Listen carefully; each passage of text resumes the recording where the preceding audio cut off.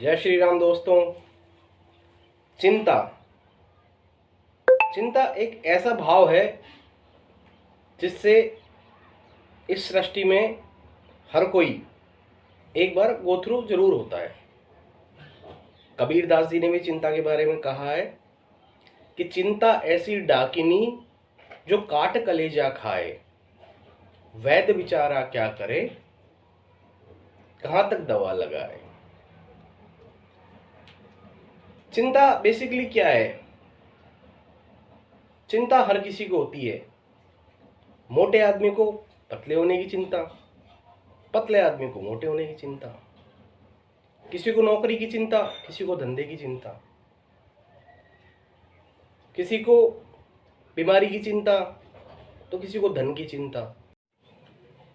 कल के लिए की जाने वाली चिंता आपका कल बदले ना बदले, लेकिन आपका आज को जरूर खराब कर देती है। बेसिकली चिंता एक ऐसी बीमारी है जो आपकी हर खुशी छीन लेती है, आपसे छीन लेती है। चिंता का वास्तविकता में कोई अस्तित्व नहीं है। यह सिर्फ एक भाव है जो हम आने वाले कल के बारे में सोच सोच के अपने दिमाग में पैदा कर लेते हैं, और आने वाला कल हमारे कंट्रोल में नहीं है।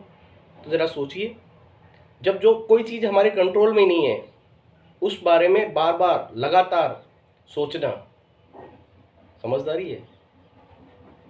यही चिंता को जन्म देती है, क्योंकि भविष्य में क्या होगा उसको हम नहीं बदल सकते।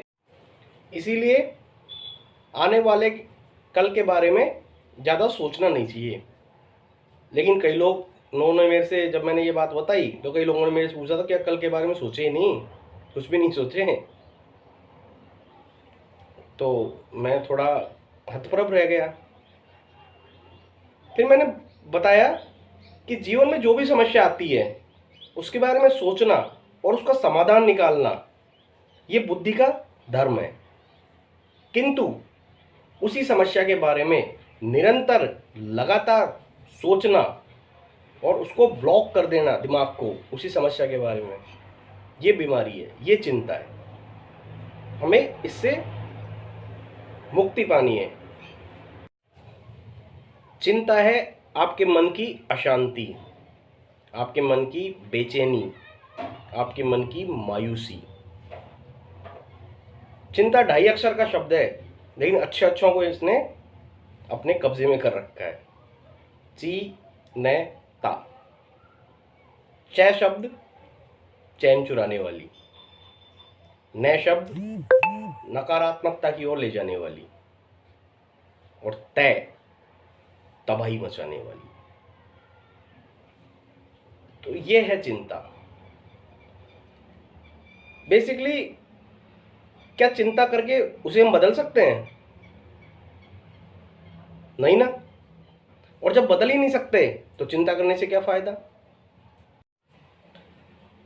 दोस्तों, कई बार क्या होता है, हम बाहर कोई बुरी खबर सुन लेते हैं या कोई ऐसी बात सुन लेते हैं कि उसके यहाँ चोरी हो गई, उसके यहाँ बीमारी हो गई, उनके यहाँ डाका पड़ गया, या किसी की नौकरी चली गई, या कोई बीमार हो गया, हॉस्पिटल में एडमिट है।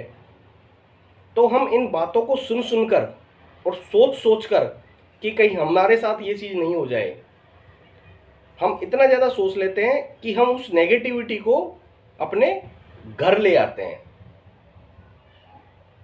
जो कि हमारे घर में होती नहीं है। लेकिन सोच सोच के जो बात न भी होने वाली हो तो एक दिन वो सच में हो जाती है, क्योंकि हमने आपने सोच सोचकर उसको इतना अपनी तरफ आकर्षित कर लिया कि वो आपकी ज़िंदगी में आ जाती है। एक बार क्या होता है, एक भाई साहब थे, वो हर किसी की बात पे विश्वास कर लेते थे और दुखी रहते थे, चिंता में रहते थे, और चिंता को अपने घर ले आते थे। जो भी कोई उससे कह देता तो वो उस बात पे विश्वास कर लेते थे। बीवी बड़ी परेशान, साइकोलॉजिस्ट के पास लेके गई, फैमिली डॉक्टर के पास। उन्होंने स्थिति को समझा और उन्होंने बोला कि आप भाभी जी, आप एक काम करना, इनको सुबह जब ये उठें तो आप बोलना आज तो आप बीमार लग रहे हो।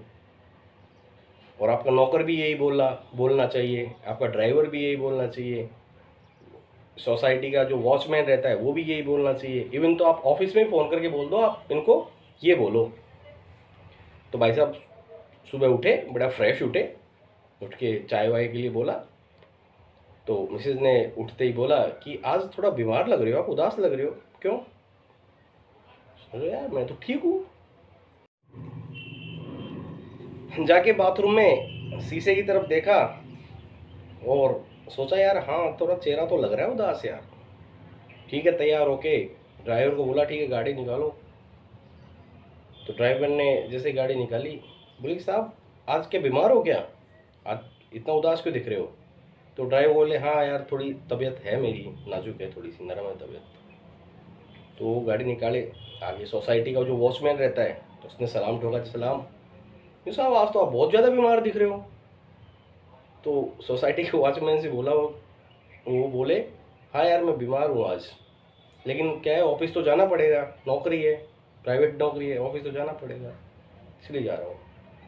जैसे ही भाई साहब ऑफिस पहुँचे तो जाते ही वो उसने बोला, क्योंकि वो भाभी जी ने पहले उनको बोल दिया था कि अरे यार तुम क्यों आए हो ऑफिस, आप तुम तो बीमार लग रहे हो यार बहुत ज़्यादा। और बॉस की ये बात सुनकर दोस्तों आप विश्वास नहीं करोगे, उस आदमी को अटेंडेंस तक ले जाने के लिए 2 आदमियों की आवश्यकता पड़ी।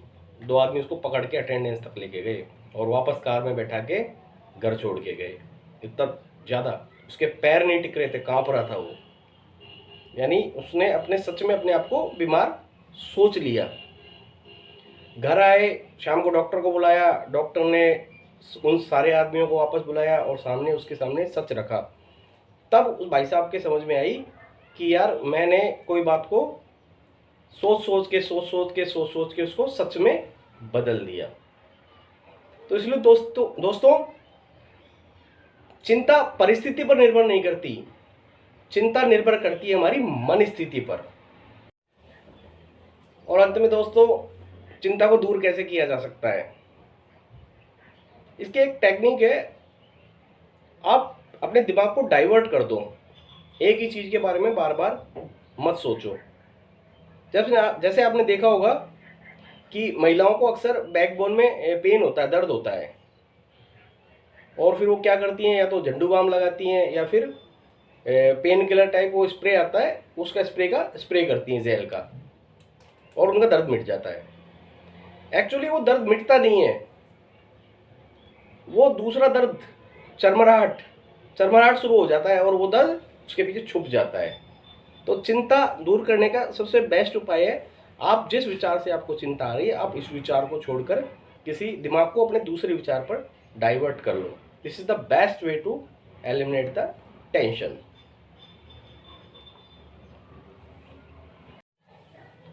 और अंत में दोस्तों चिंता को दूर करने का सबसे अमोघ अचूक रामबाण उपाय बताता हूं आपको।